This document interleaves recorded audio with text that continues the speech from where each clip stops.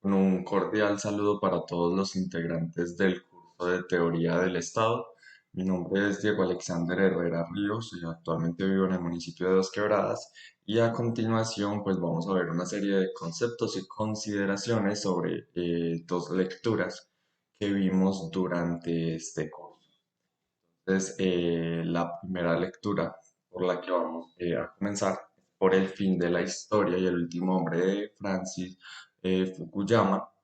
Entonces, comenzamos planteando a qué se refiere Fukuyama con la idea del fin de la historia. Entonces, consideramos diversas características, diversos autores, historia que de una u otra forma moldearon pues su pensamiento, definieron su pensamiento para que él llegara al punto de definir el fin de la historia.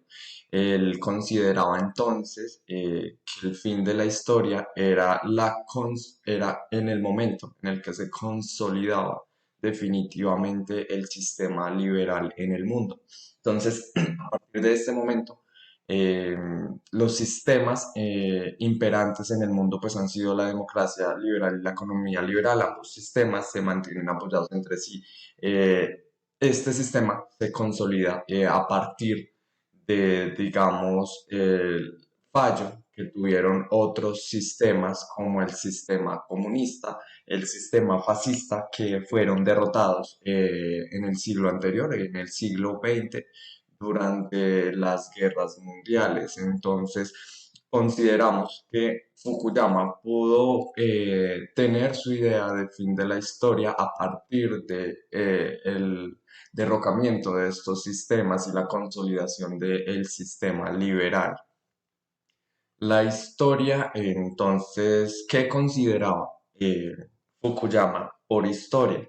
Entonces, al relacionar el fin de la Guerra Fría y la desintegración de la Unión Soviética, se puede entonces comprender que el autor, en este caso Fukuyama, pues, considera que la historia es el periodo en el que se desarrollaron pues, la Primera y la Segunda Guerra Mundial, otro tipo de guerras, el momento en el que diferentes países pues se aliaron o se alinearon con uno de los dos bloques en ese momento imperantes, que era la Unión Soviética y Estados Unidos. Eh, entonces, es a esto que él se refiere como historia, ¿sí? El suceso, los acontecimientos que se desarrollaron en este lazo de tiempo y que además pues estas guerras o también estos enfrentamientos, esta guerra fría, pues provocó que unos países fueran apoyados por uno de los dos bloques, por uno de los dos, eh, tanto Estados Unidos como la Unión Soviética, y provocaron que en el caso de Colombia pues surjan, por ejemplo, guerrillas que se conservan hasta la actualidad. Entonces se considera que historia para Fukuyama es el periodo ideológico global, ¿sí? Que dominó al mundo desde la Revolución Francesa hasta la desintegración de la Unión Soviética, hasta el fin de la Guerra Fría. Entonces, ese periodo en el que se desarrollaron grandes guerras, como fueron la Primera y la Segunda Guerra Mundial, pues supone la historia como tal para él, para su concepto. Este es el concepto de historia. Entonces, los sistemas que salieron vencedores a partir de la desintegración de la Unión Soviética, a partir del fin de la Guerra Fría, también pues son los sistemas liberales, la democracia liberal y el sistema económico liberal. Ambos sistemas se mantienen y sobreviven, pues ya que sus bases se apoyan entre sí. La democracia liberal sobrevive por el sistema económico liberal, tanto también que el sistema económico liberal pues se apoya en muchas de las leyes, en muchas de las normas que se promulgan dentro de la democracia liberal.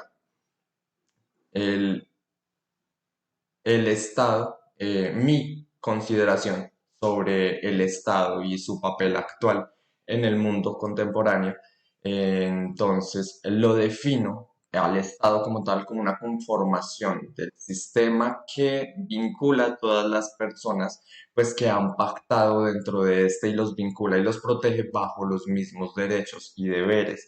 Es la forma de un orden, el orden que nosotros identificamos como identidad. Cuando nos asociamos bajo una misma identidad, pactamos bajo una misma identidad, surge, se genera el Estado. Es el resultado entonces de un pacto entre varias personas con el fin de proteger diversos intereses, con el fin de proteger la vida de cada uno. Entonces han llegado al punto de pactar y darle origen al Estado. En el mundo contemporáneo el Estado pues sigue siendo imperante, se representa en todas las naciones del mundo, en sus diferentes tipos, siendo estados democráticos, estados monárquicos que aún existen y aristocráticos. Entonces, podemos decir que actualmente pues los estados tienen fuerte representación y fuerte reconocimiento, claro que sí, pero han surgido en nuevos modelos o nuevas formas de poder como son las empresas, las corporaciones e instituciones que llegan a tener mayor poder incluso que los estados. Entonces es el caso, por ejemplo, de instituciones fuertes como la Unión Europea, el Fondo Monetario Internacional, corporaciones tecnológicas, corporaciones médicas, corporaciones de medicamentos y farmacéuticas que tienen hoy mucha autonomía y tienen mucho poder sobre diferentes lugares, sobre comunidades completas, sobre la vida como tal de nuestras sociedades. Entonces se comienza a replantear qué tan efectivo o qué tan fuerte está siendo el Estado actualmente. Entonces, continuando con nuestra segunda lectura, eh, consideramos en este caso el tratado político de Baruch Spinoza. Entonces, el Estado para Baruch Spinoza, pues se trata de las condiciones definidas y el respectivo pacto que consolida los mismos derechos para todos los individuos y para todas las personas, y en donde ninguno de estos pues ha de gozar de un derecho por encima de los otros o no ha de gozar por un derecho que no tengan los demás, ¿cierto? Todos deben conservar los mismos derechos porque fue lo que se pactó en el pacto inicial que se hizo para la conformación del Estado. Entonces, según su consideración, según la consideración de Baruch Spinoza, el Estado puede recibir el nombre de aristocracia, democracia o monarquía, pues según la formación de su consejo y de sus respectivos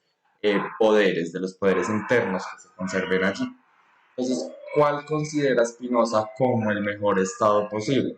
El mejor estado posible para Spinoza es el estado político, ya que dentro del estado político el individuo actúa bajo su propia razón, y es por esta razón que el individuo decide pactar con otros para defender sus intereses, comprendiendo que los demás pactan con el fin de defender también los intereses de ellos. Entonces, cuando todos pactan bajo el mismo objetivo, se conserva la integridad y de esta manera, pues, definimos el estado político.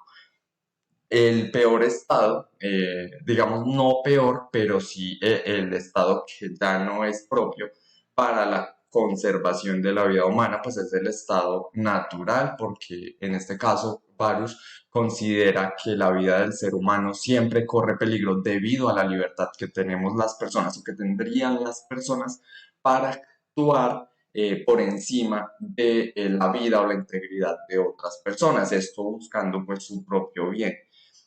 Spinoza claramente no abandona del todo al estado natural debido a que él piensa que gracias a este pues llegamos a la racionalidad, llegamos a utilizar la razón e institucionalizamos el estado político. Entonces, el estado natural se convierte en la causa principal de la creación o de la existencia del estado político.